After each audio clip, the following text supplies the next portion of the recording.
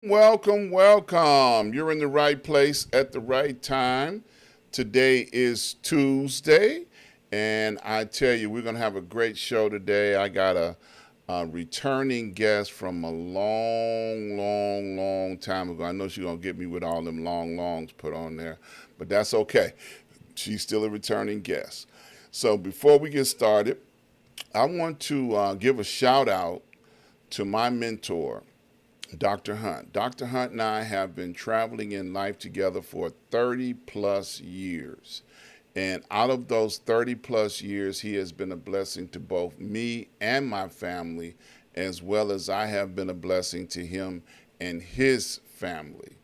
Now, one of the reasons why I talk about mentors so much is because I'm trying to encourage you to find a mentor for yourself, someone that can be there with you in your times of turmoil and your good times and can help navigate through some of the things that you could be going through that could definitely go smoother if you have a mentor. So I just want to encourage you to find a mentor, and then once you find one, then get a show and shout them out. Okay, that's how you do that. All right, so I want to invite you guys over to my website, ask-dr-ron.com. When you get over there, I want you to take a look around and check out my advertisers. Also, you'll notice that you can watch the show directly from the website. So if you're there, click that watch live and you'll be able to see this live broadcast directly on the website. So some of the advertisers that I want to talk about, this is just a few of them. RRJ Web, if you're interested in having your broken website fixed, or if you're interested in developing a new website, reach out to RRJ Webb. He is overqualified to be able to help you fix your website and can help you design a website from what it is that you do and what it is that you would like to do. He can help you with that. Also, Sir Synergy. Sir Synergy is a energy company that help people with solar panels, or if you would like to go solar in your business, he can help you put your energy needs together, put your platform together so that your energy needs can be met. Port Against Sam.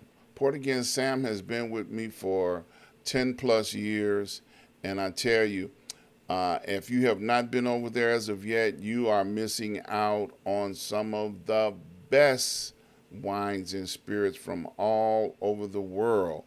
I tell you, Sam has he has been importing for years, and I've been going over there for years, and I'm a cognac person myself, and I love going over there when he's got inventory in, because then I get a chance to taste the latest and greatest wine in my life.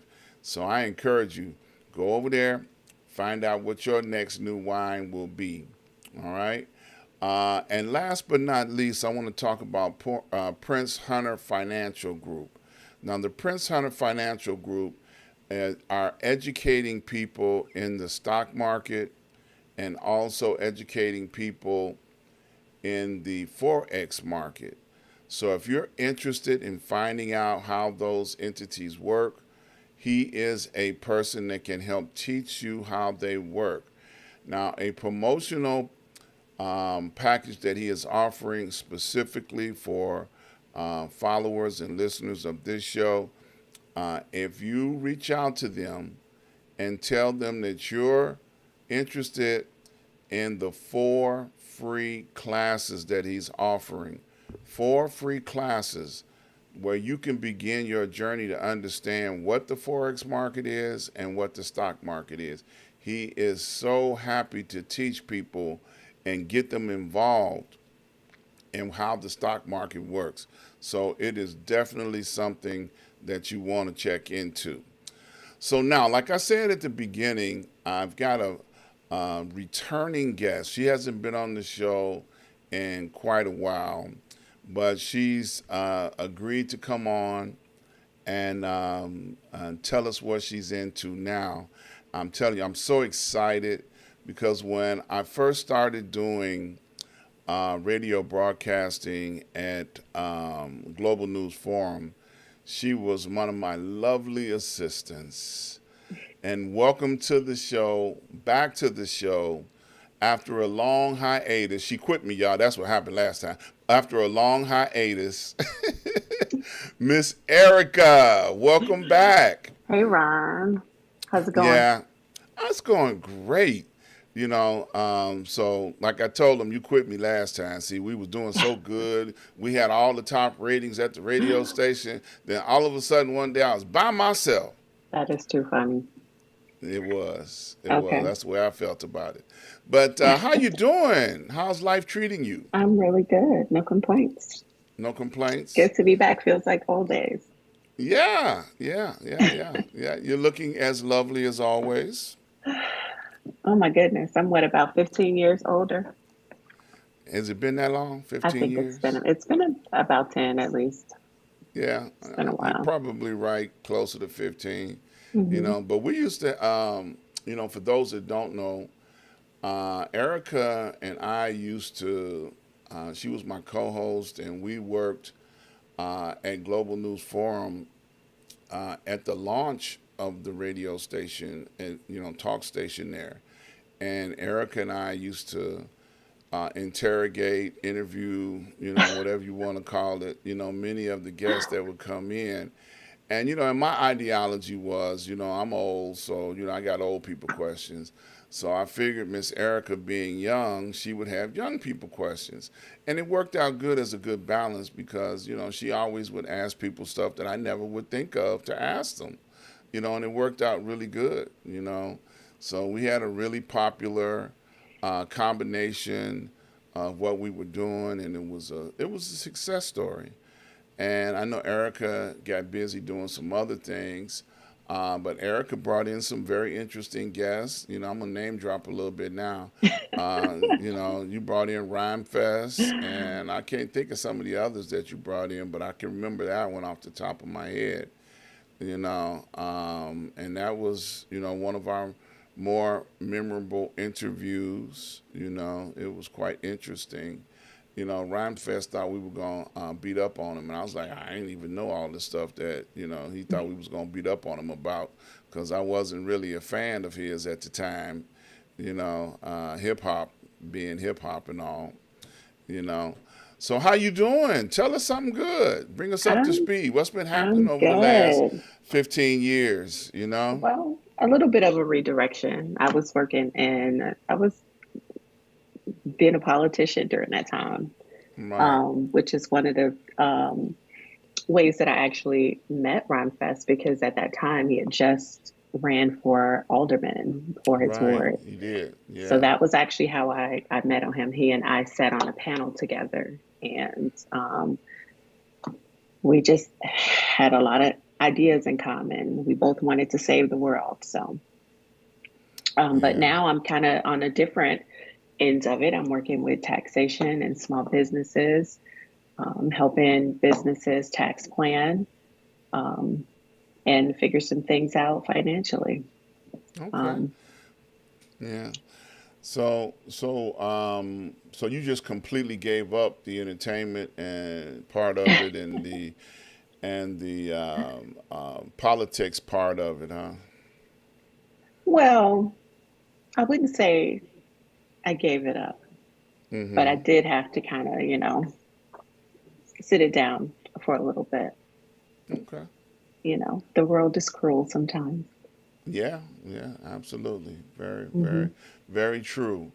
So from then till now, married, children. No. Mm-mm. Well, I have children. You know that. My Okay. kids are grown. Right. I figured that, but I didn't know So, if you got married and decided to have a bigger family. no, sir. Okay. All right. Well, I'm just asking questions that I'm sure other people would like to know the answers to, you know. I think they'd be more concerned about you. Oh, really? See how she did that, y'all? See how she just flipped that over to me? That's what she used to do back in the old days, too. She used to just turn it off of her onto me. Don't nobody care nothing about me. Of I course come they on, do. look, I'm here every week. They know I'm single. That is too And they know funny. I ain't got no children. They know that already. But since you ain't been here in a while, they want to hear your story. Mm-mm. I am single and just focusing on something else because dating is ghetto. It is ghetto. I don't So think why that's would for you so me. why would you say that? What makes you say Oh, it that? I'm just is. curious. You hear everybody talk about how the dating pool has poop has pee in it. It's so true. Oh, really? Hmm. You say the dating pool got pee in it. It definitely does. It's a Yeah. community pool. Community pool. Hmm. Yeah. Wow, that's funny. So, so what do you do? I know you say yeah, business. We're going to talk about the business in a little bit.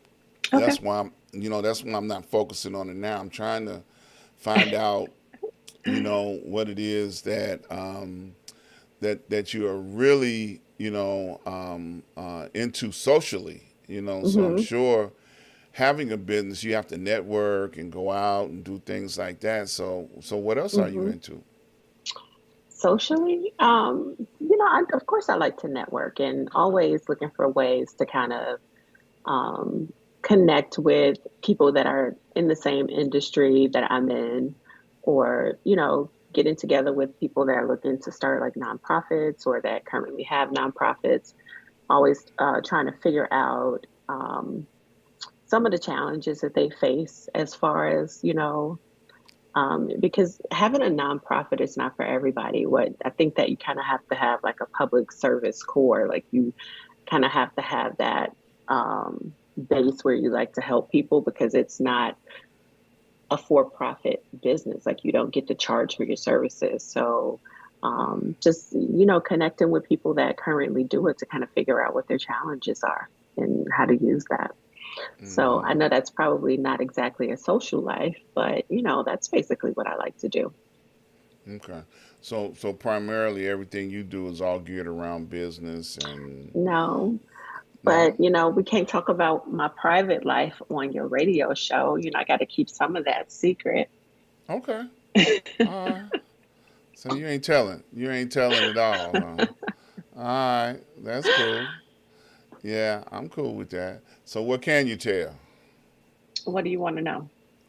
Well, you just said I can't, so I just let you volunteer what you want us to know. Mm-mm. No, then I might talk too much. You might talk too much. For sure. You ain't never been guilty of that. Mm-mm. You know what they say, discretion is survival. Okay. All right. So, all right, let's talk about your business a little bit because I'm sure that'll open up other conversations and more questions. So you're dealing in the tax industry now, right?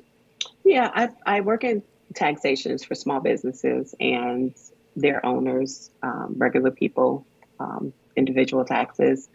I also work a lot with nonprofits as far as obtaining and writing grants, grant reporting, and that kind of stuff.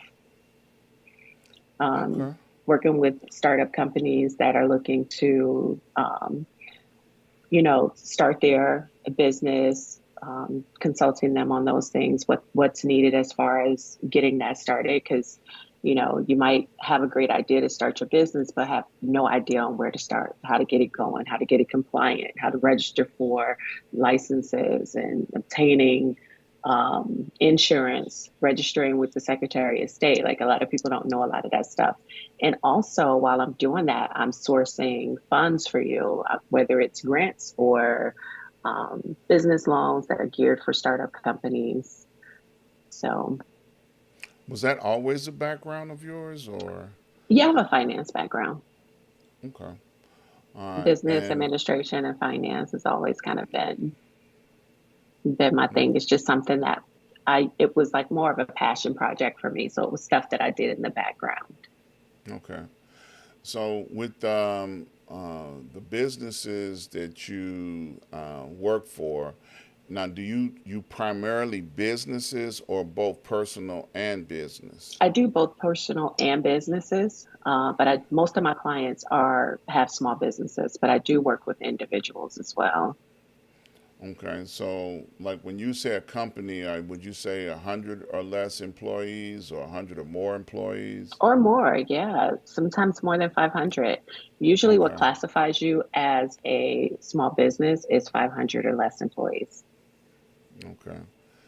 And then you help them in compliance. Now, is your specialty with the not for profits or It's both. I'm experienced with working with both of them equally. I have some clients that actually have for-profit businesses and also have nonprofits. Um, it's you know I'm experienced with helping with working with both of them. So, hmm So I noticed you said grants. So mhm. that's something that seems to be a specialty act. So with some of the grants that are available now, are they targeted for minorities or because I know a lot of minorities have a hard time finding grant opportunities or funding opportunities Mhm. nowadays because it seems like you got to look under the right rock to find the Yeah. information. So let's Well, talk about that a little sometimes bit. it's so funny that you said that because I actually just had this conversation with somebody today because, you know, having a small business is one thing. You're hmm an entrepreneur in your own, you've got your business and you've got those set of challenges, but then there's another set of challenges that comes with being a Black owned small business. hmm So there are grants that give special consideration to organizations that have that woman owned designation or Black owned designation, veteran owned designation. And then there's even some that give special consideration for a disabled owned organization. So, there are certain grants that are out there that are targeted or geared towards some of those groups that are considered disenfranchised. So, say for instance, if I wanted to come to you as a brand new client, you would Hmm. evaluate me and then point me Hmm. in the right direction, help Yeah. me fill out the necessary. What's the process? So yeah, we definitely have a consultation to figure out if, first of all, if it's a good fit, if there's anything that I can do for you. Because there's a huge misconception on what's available as far as grant funding or loans or any of that for businesses. The government is not sitting back waiting to just give you hundreds of thousands of dollars for you to start your business. So sometimes there are certain businesses that may not qualify or may have special requirements before they can qualify for some funding or even special licensing. Um, I had the pleasure of working with an organization that was opening a cannabis location. So those are specialty loans. And because I work with lenders that are across the country, I can reach out to some of those lenders that may work for, say, a cannabis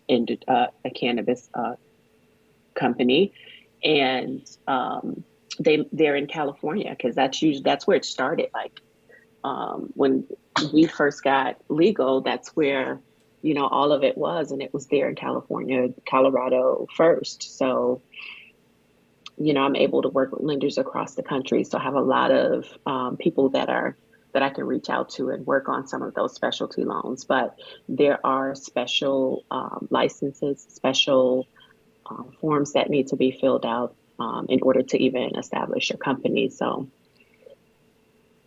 Yeah, there's now usually a consultation done in the beginning just to kind of make sure that, what's available or what you're looking for is available for you. Now I've heard horror stories funny you mentioned the cannabis field.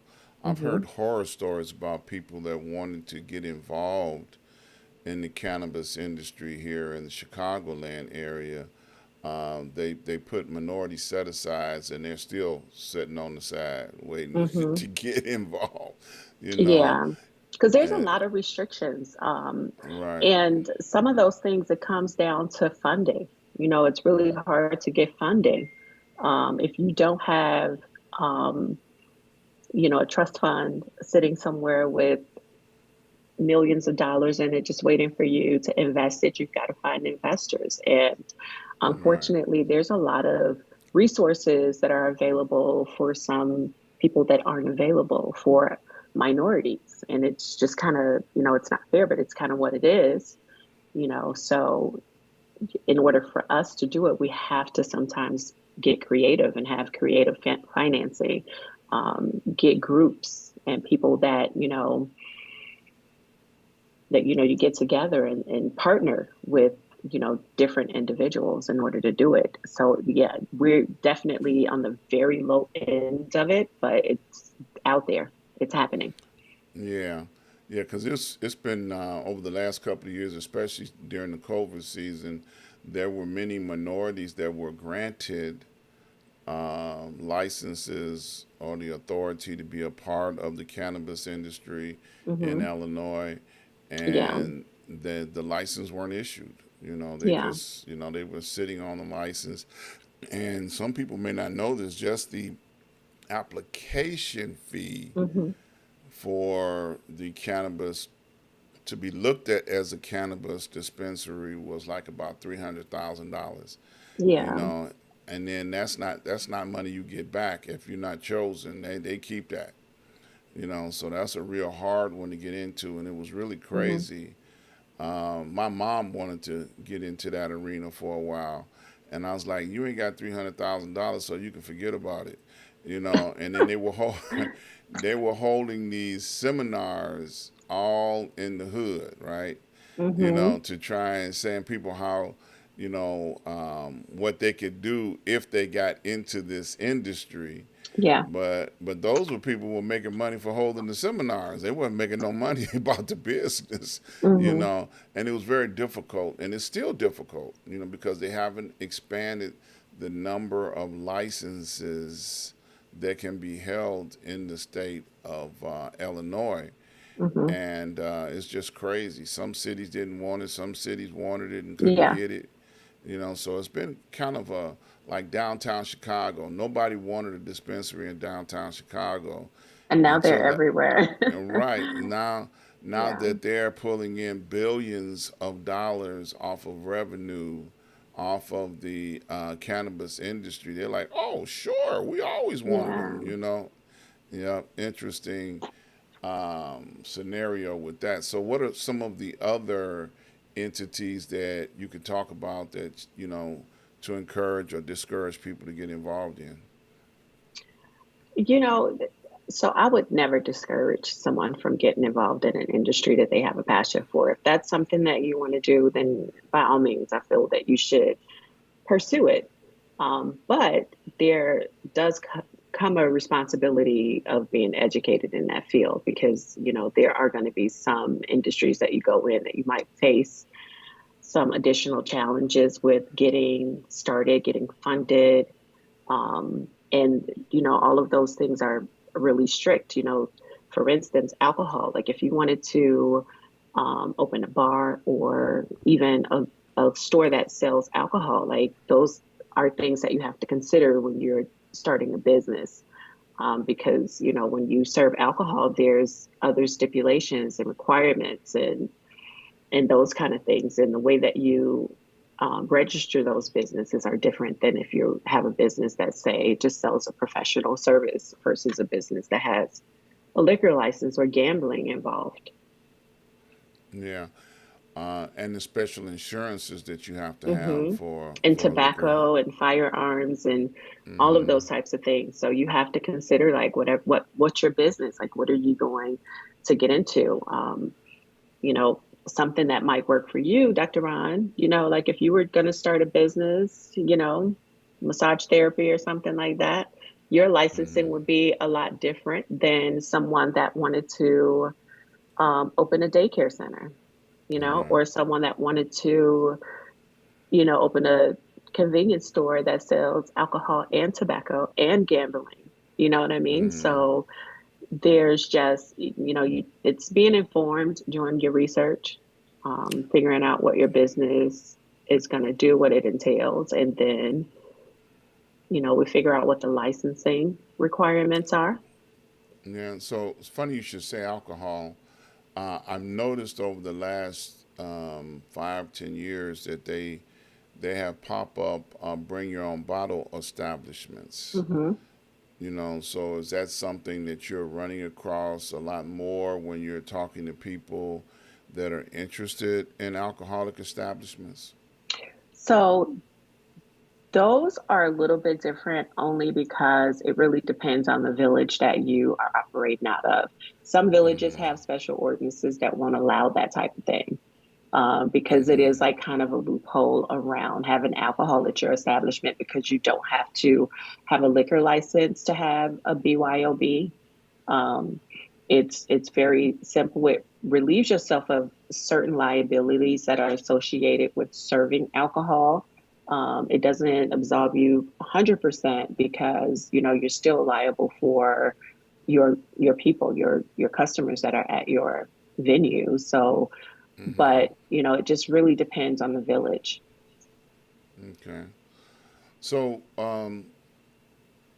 being a consultant, what would you say would be a trendy business to want to get involved in now? I know not for profits are a special entity all to themselves, but I'm talking Hmm. about specifically business. Now, you said massage therapy. So, for me, I might want to consider a massage therapy location, Hmm. somewhere. So, what's trendy now? You know? I don't really know about whether or not it's trendy, but I think that what I come across a lot now is people that are interested in doing real estate. Um, and when I say real estate, I mean on the level of investing, like buying property, rehabbing it, selling them, managing their properties, those types of things. So, Yeah, um, that's not nothing new though. That's been around for a while. yeah. And like Yeah. with that comes the contractors, the construction company where, so those to me kind of tie in. It's either where you're trying to, invest in property or maybe even restaurants. I think restaurants are also kind of trendy a lot right now. Um, People that are looking to open restaurants or even expanding to open a new location. Mm-hmm. So now, being on the consulting side of it, that would be helping them make sure their paperwork and stuff together. Now, what's on the bookkeeping side of it? Because So yeah, sometimes bookkeeping for certain entities can be a nightmare. absolutely. And bookkeeping is very important when it comes to taxation. Like, you really want to make sure that your books are correct. I also work with them as far as planning, because tax planning is one of the things that if that you either planning to fail or failing to plan. Like, you have to get out there and make sure that you are tax planning, especially when you start making a certain amount of money and you're dealing with businesses. So, your bookkeeping and keeping track of what's coming in, what's going out, accounts payable and receivable, like all of that stuff is very important. And I do have clients that I manage their bookkeeping for them. They send me receipts. I keep all of their things, and then at the end of the year, we file their taxes. We work together throughout the year to kind of touch base, create a plan. It's one of the reasons I don't know if you have ever heard like Donald Trump brag about not paying taxes. But what people don't realize is he is proactive in that. Like, he plans about that. Donald Trump makes 10 times more than a whole bunch of people that I know combined. And at the end of the year have a zero liability for taxes. It's not because he's not, paying taxes. It's because he's planning. He's proactive with it. He's sitting down with his attorneys and his CPA, his, all of his people, and, they're setting a plan. And when you know, kind of have an idea of what you're going to pay for taxes and you're planning it, um, and you're proactive with it, the IRS has certain incentives. So you sit down with your team and you go over those incentives and you pick the one that's best for you. And then that's what you do. And it's totally legal. They're called tax shelters. Like, you figure out what you're going to do and, invest your money in certain things, you know. Some people Yeah. think that it's more patriotic to send all your money to the IRS and pay hundreds of thousands of dollars in taxes every year, but it's Mm-mm. actually more patriotic to keep that money in your family, where you're spending Yeah. it where it needs to be. Absolutely. No, So I'm not. that's one of the Yeah. things that's very important with people, and not even just businesses. If you are a individual and you are making six figures, you need to be tax planning. So you have a lot of clients that's making six figures. I have a few. Look, some of them don't even let you know where they got so much money stashed underneath their mattress. They ain't telling nobody nothing, Especially, especially when they know they're not paying their fair share. you know. So, just a quick question. Now, dealing with real estate, I know you talked about business entities that want to be in real estate or in real estate. Are there grants out there available to help with people that are dealing with real estate type projects? So those are actually specialty grants. And yes, those grants are out there. But those usually come from private organizations that are funding those grants. It's very rare to see um, a grant that may come from, like, on the state level or federal level, that will give you money to go out and buy a property, rehab it, and sell it to someone else for profit. There's not a Okay. lot of federal organizations that do that. Usually, stuff like that is on a larger scale for, like, development companies and companies that have the tax exempt status. Um, Okay. so those are usually the ones that I see a lot. But like I said, there are the ones that come from private donors that will work with individuals that have a for-profit company. And one of the Mm-hmm. key for those things also is registering your business. Like, you can't come in and just apply for a grant and say, hey, this is what I want to do. Like, you have to literally have all of your things together. You have to be compliant and you have to be legal, and then realize that when you get this money, you got to pay taxes on it. Now I'm going to go back a little bit.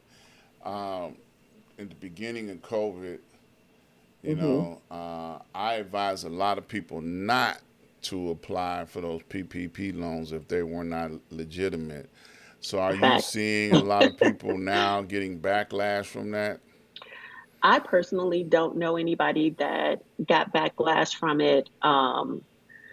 But I do know people that got them. The people that I know that got them have businesses. So, Mm-hmm. and I don't know. I mean, of course, you hear about people. I personally have not worked with anybody that got them under a fictitious business. But I will say this. What I do see, most of the people that get jammed up for those loans are getting them because they're not paying their taxes on it. Like, that's what they're going to jail for. You get in jail, yeah, for the bank fraud and all of that, but Yeah, you you that know, double stuff. you don't pay your taxes. They're coming after you. That's Right. actually the incentive that they have Mm-hmm. for doing Yeah. it. Yeah. They've got. It's so Yeah. crazy.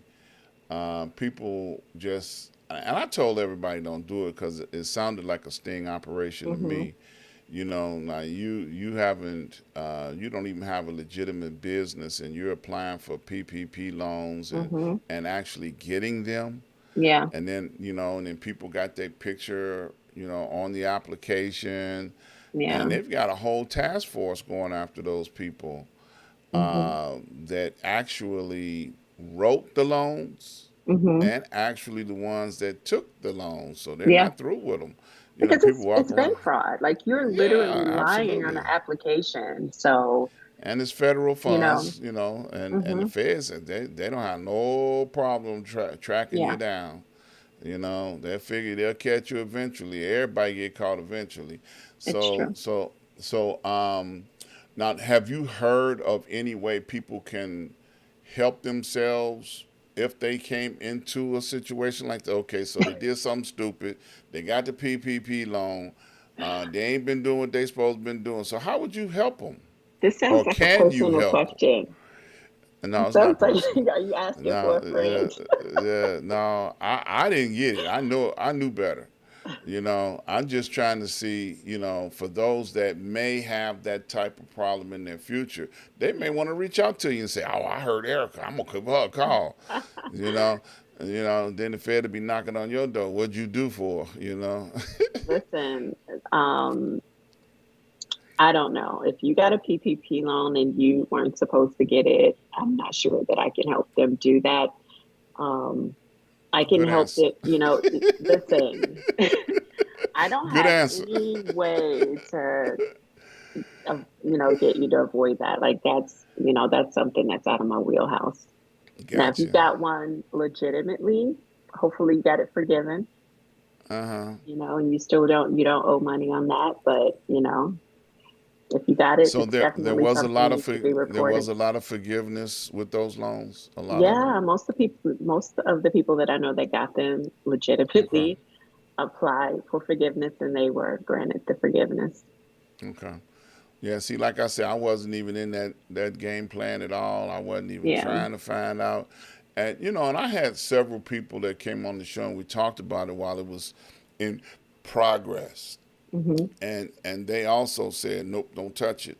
If you don't Hmm. have a legitimate business, don't go out there applying for Hmm. something that's not realistic because it's going to come back and bite you in the And butt it's so later on. awful because, that was actually put in place for businesses that were Right, suffering. right, And I think that because of so many people that got those loans that didn't qualify for them, it created this stigma around it. So when you hear right, people got PPP loan, it's almost like welfare. It's like, it has this dirty thing that comes along with getting a PPP loan when it literally was designed to help small right, businesses right. Absolutely. at a time when they needed it. Right. Absolutely. I totally agree. It was Yeah. crazy. It was people that was living on Section 8, Hmm. getting Oh unemployment, my goodness. got snapped. I mean, these are true stories. These are people Hmm. that I heard about that were legitimately had applied for PPP not once but twice Hmm. Hmm. and got it. You Oh know, yeah, yeah. I've heard oh stories of my people doing God. it 9 times. Oh I've my heard, God. I've definitely have heard some stories and have seen some things. So Yeah. So if you got a legitimate business and you need legitimate help, then they can reach hmm, out to you. absolutely, There you go. Yeah, absolutely. we want to qualify that there. We don't want people coming to you trying to be a miracle worker. Oh You no, know. because listen, let me tell you, when they take you to jail, they take your accountant in as well. Because people will throw their accountant under the bus trying to save themselves. Right. That's true. So Yep. no, I do not Everybody. want any parts of it. So you mentioned that accountant and IRS. So do you have to go in with your clients when if they get audited? So I'm actually working on that designation. That's actually an enrolled agent designation. I'm working on that. I'm hoping that by next year I'll have that designation, and then I will be able to represent them with the IRS. And Okay. even if they had to go to tax court, I'd be able to go there with them as well once I get Okay. that designation. Okay. So now with your personal tax account, see, you wouldn't want to be my accountant. See, I take shoe boxes full of receipts into my accountant every Hmm. year. And he's like, what am I supposed to do with this? Hmm. That's his attitude. So Like, yeah, if I was your accountant, I would actually try to work with you where we at least do some type of quarterly check-in where that wouldn't be yeah, at the end of the year all at once. Because I've got a couple truck driver clients, and that's basically how they do. Like they literally Really? will bring me all of their check stubs for the entire year. And, in the middle of tax season, that's a lot. Right.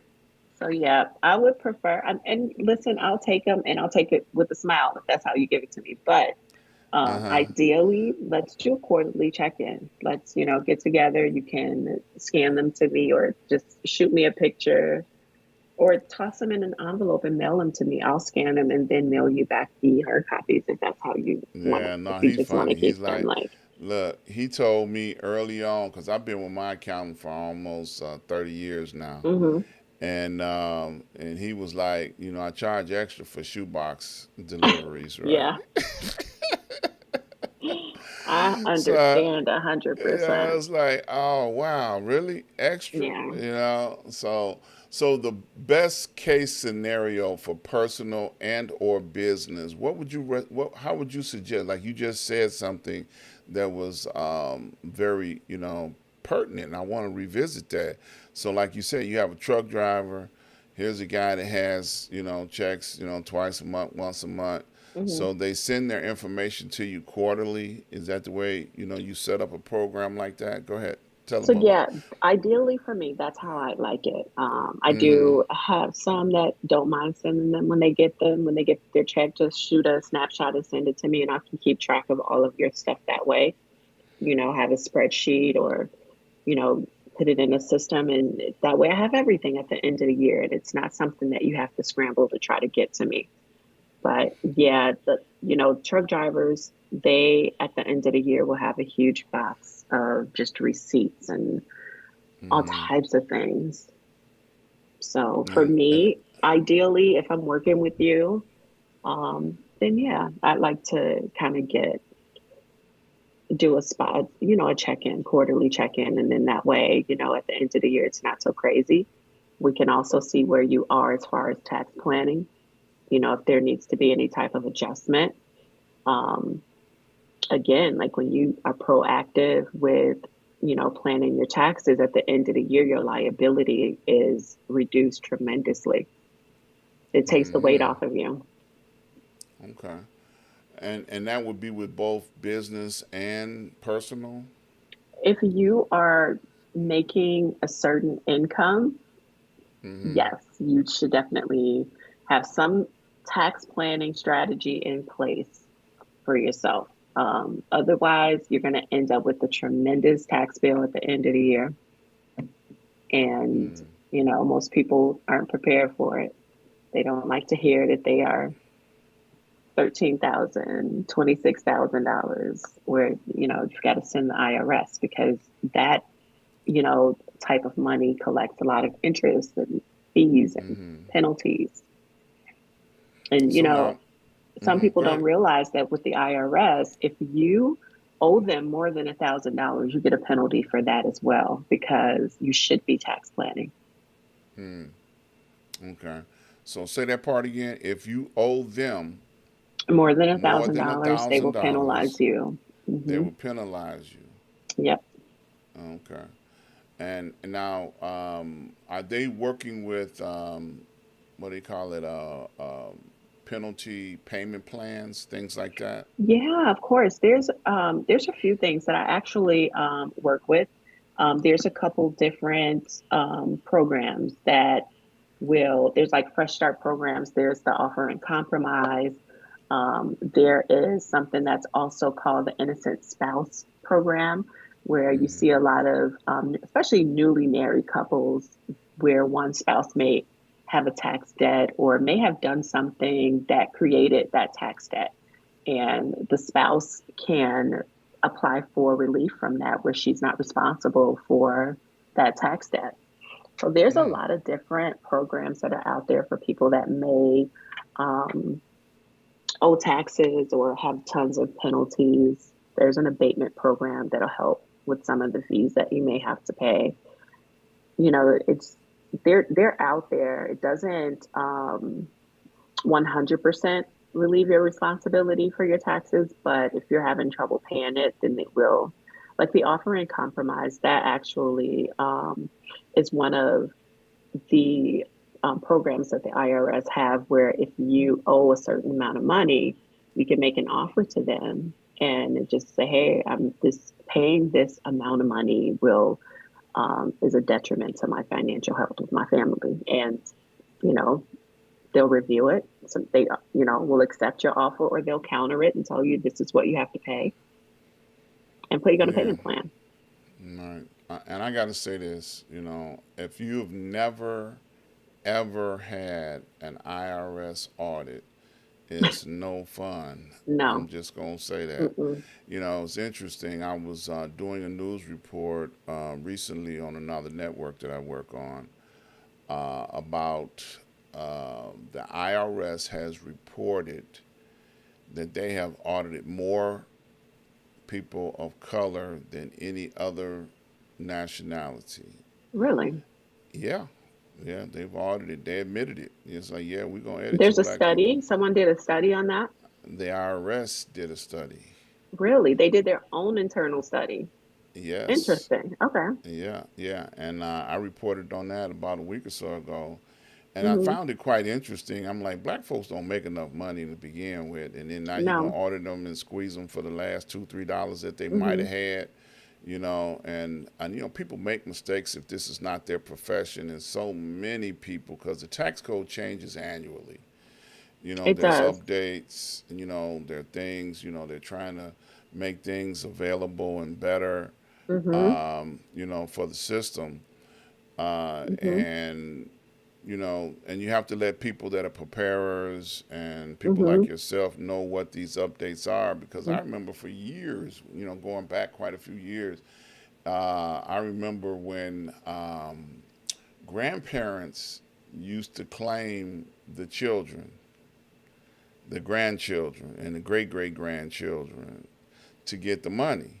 Hmm. And then as time progressed, as the parent got old enough and started working, and then they decided to claim their own child, then they would get audited because, like, wait a minute, hold on, grandma been claiming this baby. How you gonna jump Hmm. up all of a Hmm. sudden start claiming? So that created Yeah. a whole case of Yeah. Yeah. scenarios. Yeah. I've You seen know, that a lot. But yeah, there's different rules in place now to kind of avoid that, but it still happens. right. Um, and you're right about that tax code. It does change every year. And I don't know if maybe that's one of the reasons of why there's more audits in certain communities than in others.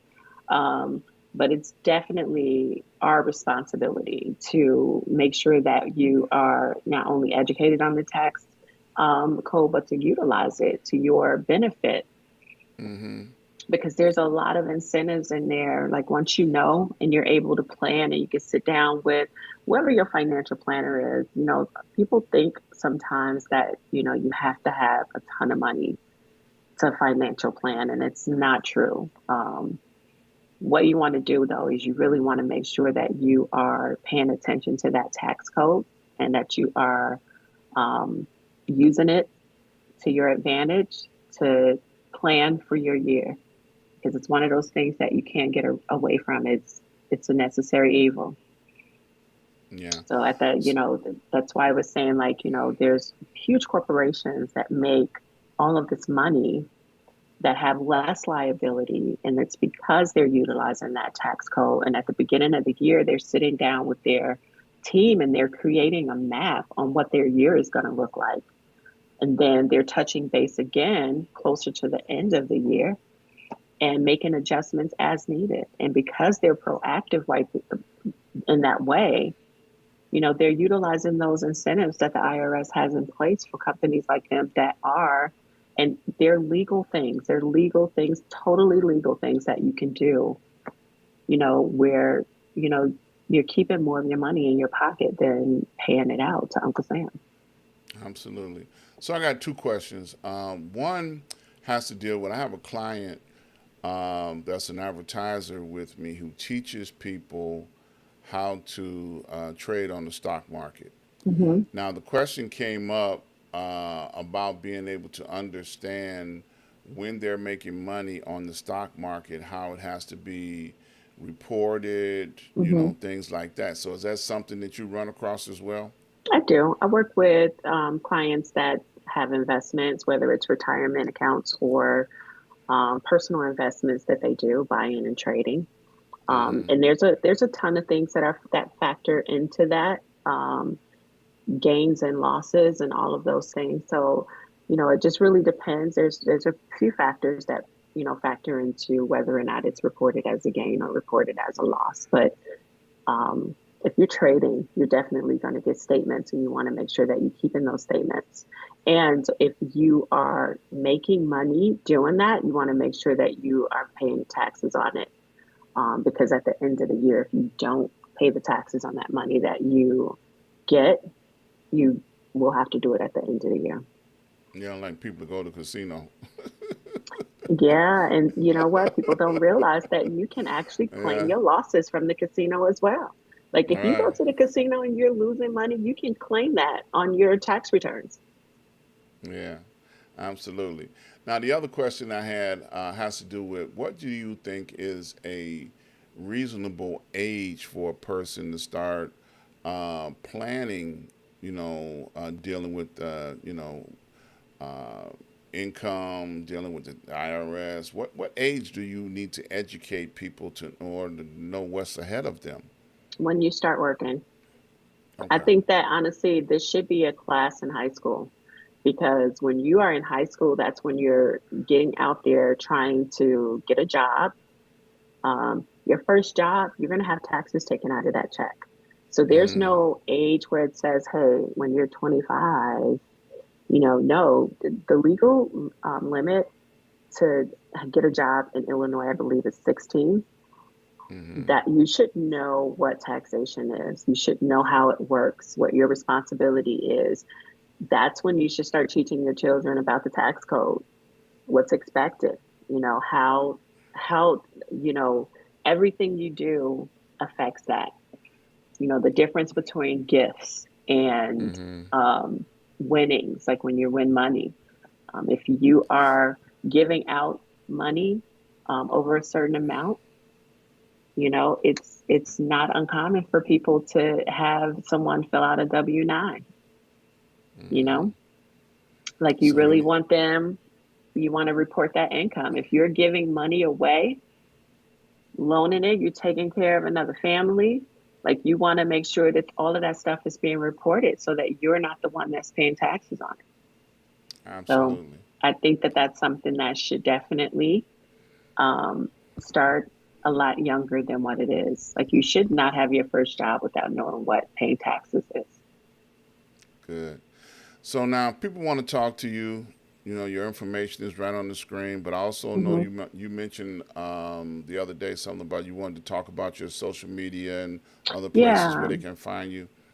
So I do update my social media. I am on Instagram and on Facebook, where, if there's active grants that are out that I think will benefit what my target demographic is, whether it's restaurants or daycares or childcare, small businesses. I have various different grants that I work on. I will send those out when they come available.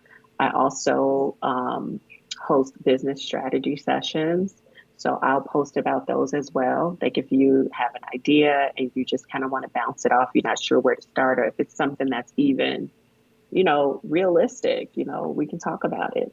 Um, I also, update the list of because SBA not only does small business loans, but they also sponsor small business grants as well. And not all of them are for nonprofits. Some of them can go for-profit companies, mostly targeted for tech companies. So if you have like a tech startup, those may be a great start for you as far as getting some grant fund, get some grant money. And then I also, have specials going on regarding taxes. If you owe taxes and you don't know where to go, like you've got this $50,000 tax bill and you're trying to figure out how to pay it, give me a call. We could do an offer and compromise and, see if we can negotiate and make a settlement. Yeah, The one thing outstanding. about the offer and compromise that I want to tell everyone also, The application is a little over $200 for that application. However, if they do not accept your offer, they will send your money back. Okay. So that's actually one of the great things about it is that you're not stuck paying that. Gotcha. All right. So I know we talked about a lot of stuff. Did we skip anything that you wanted to highlight? I don't think so. Okay. Good. I think Good. that Good. I think that we talked about it. We talked about grants. Grants are out there for small businesses. So if you guys have a startup company, you're I'm working on one right now that's actually due at the end of the week. The deadline closes at the end of the week, but then they open, back up, they rotate. There's different ones that have different requirements. But I have them for small businesses. So, if you have something and you're looking for some money just to kind of, replace some of the money that you're sending out, you got all of that. Yeah. And I've got a Yep. client for you. I got somebody that's looking for grant money for a real estate project she's got going. Okay. So I'm gonna hook you two together and see if you all can come up with something.